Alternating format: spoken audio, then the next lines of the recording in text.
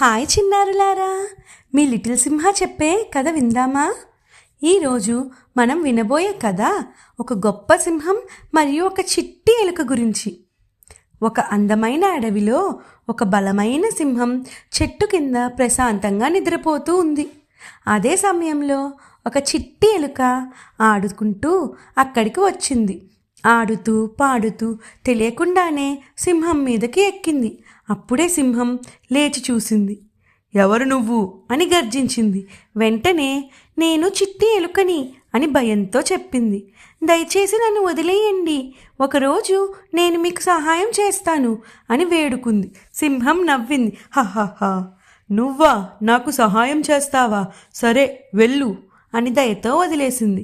కొన్ని రోజుల తర్వాత సింహం అడవిలో తిరుగుతుండగా వేటగాళ్ళు వేసిన వలలో ఇరుక్కుపోయింది. అది గట్టిగా గర్జించింది. ఆ గర్జన విన్న చిట్టి ఎలుక వెంటనే అక్కడికి పరిగెట్టింది. భయపడకండి సింహరాజా, నేను చిట్టి ఎలుకని, మీకు సహాయం చేయడం కోసమే వచ్చాను అని చెప్పింది. గబగబా వేటగాడు వచ్చేలోపు వలను తన పదునైన పళ్ళతో కురికేసింది. కొద్దిసేపటికి వల చీలిపోయింది. సింహం విడుదలయ్యింది. సింహం ఆశ్చర్యంగా చూసి చిట్టెలుకతో, నీవు చిన్నదానివైనా నీ హృదయం చాలా పెద్దది అని కృతజ్ఞతతో చెప్పింది.